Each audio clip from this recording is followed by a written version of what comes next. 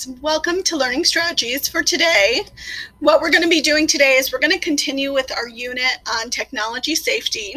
We're going to go over section 2 today, which is personal safety. Okay, so just like last time, I'm going to show you a slideshow and then you're going to fill in the notes on the notes I sent you, which is called section 2, technology safety notes, personal safety. And you should see in here under section 2, I have blanks in here for you to fill in. So I will let you know when, and you will see in my slideshow, I have highlighted sections that are underlined in bold and different colors, so you know where those are the blanks that you need to fill in on your notes. Okay, as always, just email me if you have any questions, if you need extra help getting these notes done. You guys all did a great job last week on section 1 of the notes, so section 2 should be kind of a similar activity. Okay, all right, so let's get started. So this section is about personal safety, protecting you, okay? So the first one is personal safety, so just personal safety in general. So some general rules of thumb here. Never meet somebody in real life if you only know them on the internet. Yeah, don't meet strangers. We're going to talk about that a little more in a second. It's different if it's a friend of a friend that you're meeting, but they should be there to introduce you the first time, okay? Only accept friend requests or chat with people online if you know them in real life. Otherwise, you're putting yourself at huge risk. And again, you know in real life is underlined, highlighted, and bold, so you should be putting that in your notes. Anyone can pretend to be any age online. So that is one of the risks we take by being in the digital world, is we don't really know who the other people are necessarily unless we know them in real life and we can kind of figure out, oh yeah, it's them. Be very careful about chatting with people you don't know in real life. It's very scary out there in the world. And there's predators all over the internet. And I have many stories I could tell you about that, which are horrifying, but please, use some common sense. You guys are still under 18. If an adult is trying to talk with you online, they're a predator. I'm sorry, but they're most likely a pedophile, somebody who wants to have sexual relations with a child. And that is gross and it's against the law. So please do not participate in anything like that. And then the last thing here is never give your phone number or address to somebody you only know online. Because they could use it to creep on you later, and I'm gonna show you why and how they could do that, because you should know. So it's different if a friend asks for your phone number or address because they want to mail you an invitation or they're going to come pick you up. But if they only know if you online, then no, they don't need that information. Okay. What is video chatting? Again, this whole definition should go into your notes. Video chatting is being able to talk at the same time with other people through video and audio tools on any device. So there's a lot of examples of what video chatting is, and we've been using a lot of it for distance learning. So for instance, using Zoom is a way to do that. There's FaceTime, there's Android Duo, which is their version of FaceTime, there's Google Meet, there's Skype. There's a million of tools out there that are good if people use it wisely, okay? So using a video chatting service. So there's a lot of video chatting service options out there in the world. However, you, because you're under 18, need to be cautious about signing up for these services.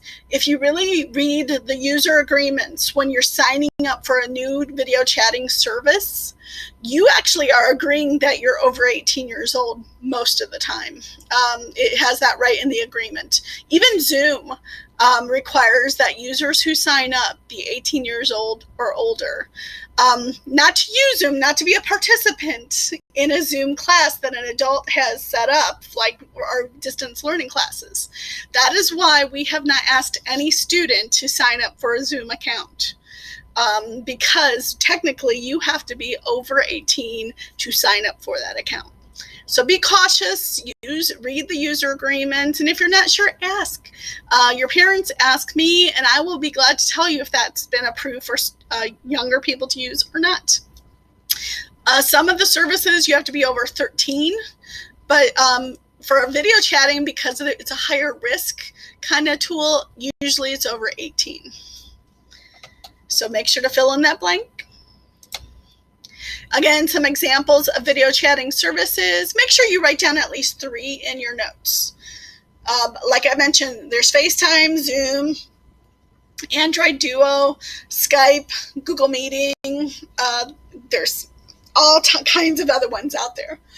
And there's some shady ones too, which we're going to talk about in a second. So be cautious of those. Anonymous video chatting services are very similar to video chatting, except for they allow you to randomly chat with strangers. And again, to use a lot of these services, you're agreeing that you're over 18. And I'm going to be honest, most of these are created so people could be naked online together. And they're kind of gross. I'm going to be honest. They're kind of gross. Be cautious. You don't know who these people are. I would not recommend that anybody, even adults, use these sites. There's really not a huge need for it. Okay? There's better ways to meet people in the real world than just randomly being connected with somebody on a random website. So, for instance, if you've heard somebody talking about the service Omegle, stay away from it. There's been so many horror stories from that site, and there's been similar sites over the years that have been used. You're putting your information and your physical safety at risk when you're using these kinds of sites. A lot of times, there's been a lot of stories where the other person was recording what was going on, and then they try to blackmail that person later for money or for other things. Sometimes the pictures of naked people end up on the internet, on porn sites. It's just not a great idea, guys. It's never a good idea to use these anonymous video chatting services. And if you're not sure if this is a good service or not, ask me. I'll be glad to tell you. But stay away from these anonymous video chatting sites. They're really not great to use. So there are some tips, though, if you are using a video chatting service, whether it's FaceTime, Android Duo, Zoom, or any other site, okay? There are some things you could do to make sure you're presenting yourself in the best possible way. First one, the number one rule of all time is you must wear clothes. Keep the good stuff covered, guys. No one needs to see that online, okay? Sorry, no. Always stay clothed around any devices. If you have devices in your bedroom, close your devices, turn them over when you're changing your clothes. It's just not a good idea to not wear clothes around anything with a camera.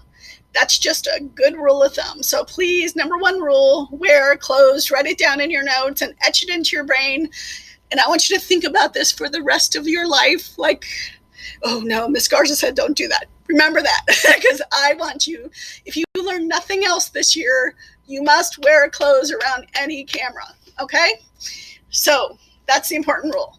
Other things in video chatting service, using a video chatting service, is know where your light is. For instance, if you have a window, face the window. Don't put the window to your back, because when you are recording and the camera's facing the window, it's going to black you out and all you see is white light. So make sure you're facing the window and the camera is facing you so you get that nice light on your face. It really makes it hard to see you otherwise. Hold your camera up above eye level. If you're using a laptop, put some books or something underneath, so that when you're looking at it, you don't see all chins, which is not a good look for anybody. If you're using your phone device, just hold it up so it's a little above eye level. because you're just going to look better. And especially if you're little like me and you have a little chunk to you, it'll make you look a little more thinner. Okay. We always want to look our best when we're on camera. So those are just some tips. And again, don't chat with strangers. Just stay away from that. It's a different if you're like on a group chat and a friend of a friend is on there, somebody who knows that person, that's fine. But don't have a private discussion with some random stranger that you don't know at all. Personal safety while using technology. So one of the reasons you don't give out your address or phone number to anyone online, especially if you don't know them, is because of a tool called reverse phone lookup. And reverse phone number lookup is basically a phone book. So if you remember the olden days, I don't know if anybody of you guys still have one of these in your house, but there used to be a telephone book, a white pages telephone book in everybody's house. And it would list everybody by last name and then first name. It would give their address and phone number when we had landline phones. And what these reverse phone number lookup services online have done is they've taken that phone book and put it online and made it searchable. It's all like public data. This is public information that's out in the world, but that now it is searchable, and you could search by phone number, by address, or by name. So I'm going to show you an example of this right now. And then after you're done with the notes, I'm going to actually have you do an activity with reverse phone number lookup. So we're going to go to whitepages.com. Whitepages.com is, again, a version of the phone book that used to exist on paper. Maybe. There it goes. And again, you don't have to sign up or anything like that. But down here, you'll see there's a people search, reverse phone number search, reverse address search. So if I do reverse address search and I do, but you could put in somebody's phone number here or address. So let's say 9620 Curtis Avenue. Oops. Let's see what happens.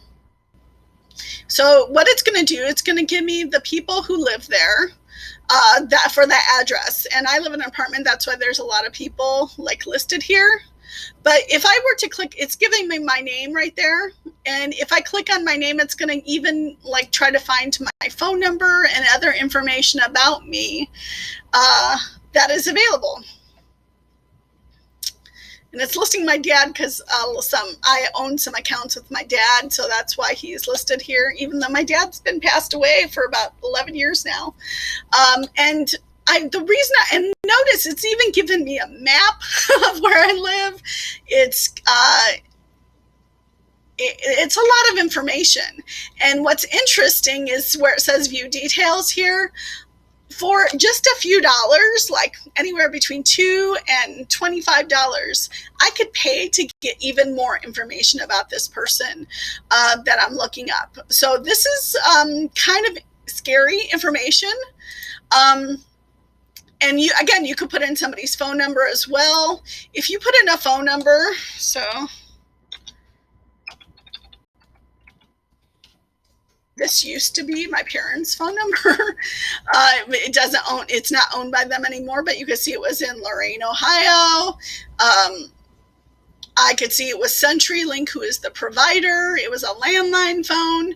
And again, for a few dollars more, I could actually get more information about this number. Now, I will tell you, it usually has landline phones in here and not cell phones. So cell phones, when you search those, it will usually list, it will not list the owner of the cell phone, typically. Okay, there it goes. It'll show me the carrier. And again, for a few dollars, I could pay to get information about the owner of that cell phone. And then you could look up businesses and people as well.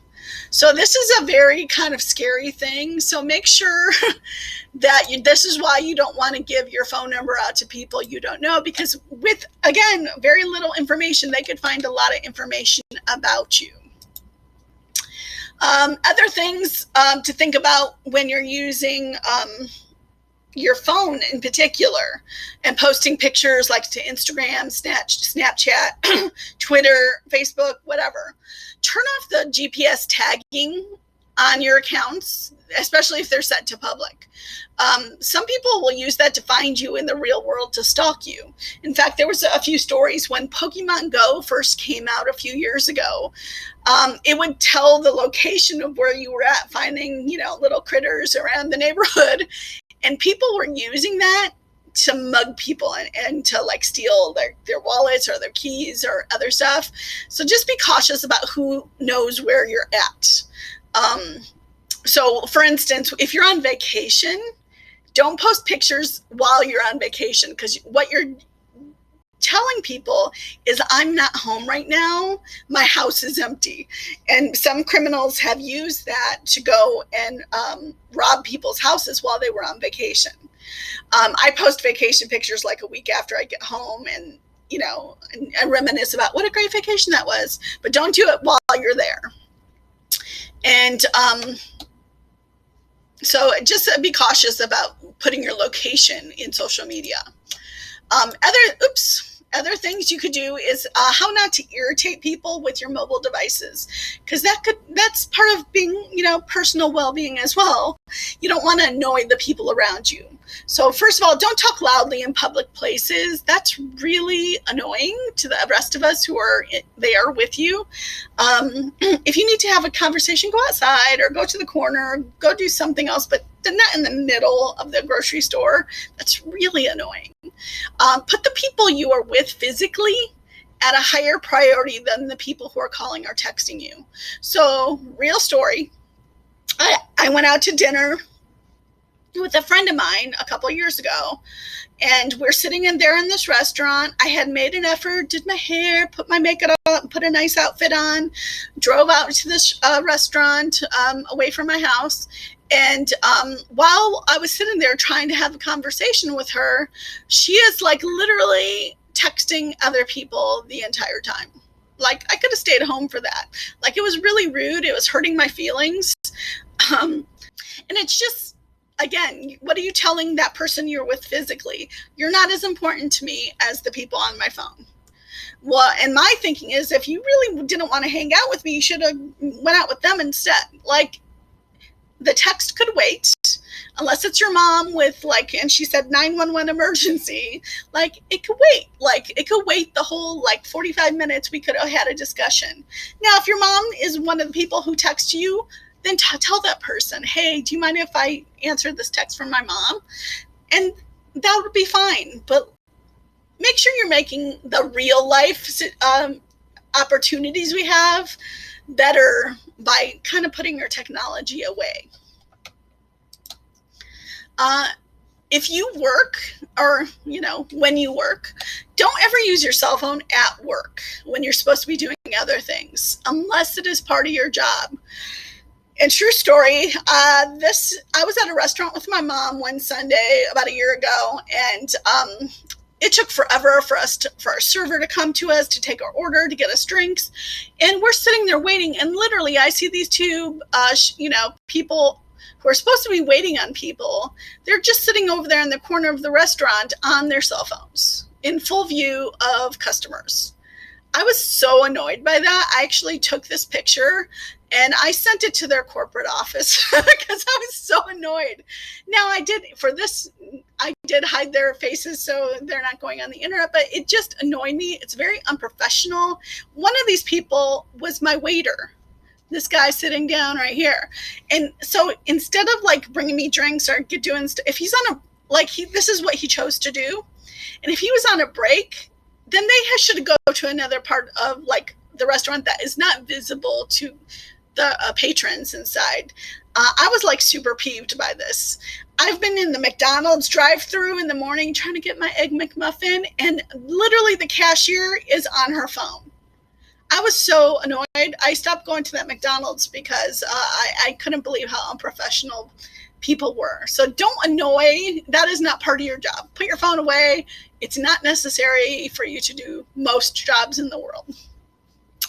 Put your phone on vibrate or no sound in quiet places, like, during school, if you're at church or temple or synagogue, if you're at a library or at the movies.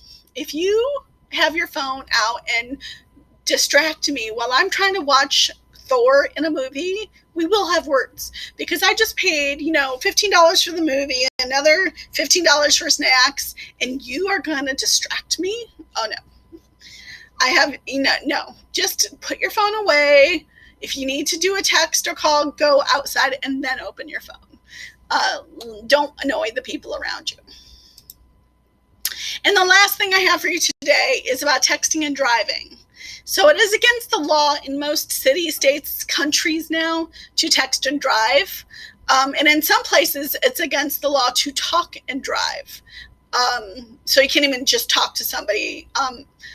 It's actually in Ohio, it's against the law for anyone 18 years old or younger to touch or use a mobile device if you are driving. Period. So it's the best thing to do is put your phone like in the back seat, and just don't touch it while the car is in motion. And that means if you're parked as well, like if you're at not parked, but at a red stop sign or a red light, you cannot be touching your phone then either. If you're a passenger, fine. If you're in the back seat, fine. If you're parked your car and it's in the park position, that is fine to touch your phone then. So what I usually do is, like, I run my music through my car. So as soon as I get in my car, I hit play for Amazon Music, and it will start my music. If I'm using GPS, I'll start that before I move my car to drive. But once it's there, I don't touch it, seriously, until I get where I'm going, and then I put my car in park again. It's actually very dangerous to do this. And frankly, I know too many people who either were killed by somebody who was texting and driving. I've been almost killed by people on the highway who are doing that. It annoys me immensely. So it's something that could happen to any of us if we allow it. So it's up to you to not allow it to happen. So, and let's be honest, guys. We're all at Lauren's school because we have a learning difference. I have dyslexia, dysgraphia. I have trouble with directions left and right. Ugh. Driving is already hard for me because I have to pay extra attention to reading signs, because I have to really pay attention to which way I'm going because of my learning disability. To be distracted by your device on top of that, forget it. Okay, so tomorrow we're going to do an activity at home that kind of demonstrates what it's like to text and drive and why it's a bad idea. But just know that it's just a bad idea and don't do it. So that's the end of our notes today. So check your daily agenda, and I will have one small activity for you today. Hopefully you'll find it fun. And then I'm going to have hopefully a fun activity for you to do tomorrow. If you have any questions, please email me and we can set up a Zoom. And if you need help finishing the notes. All right. Take care.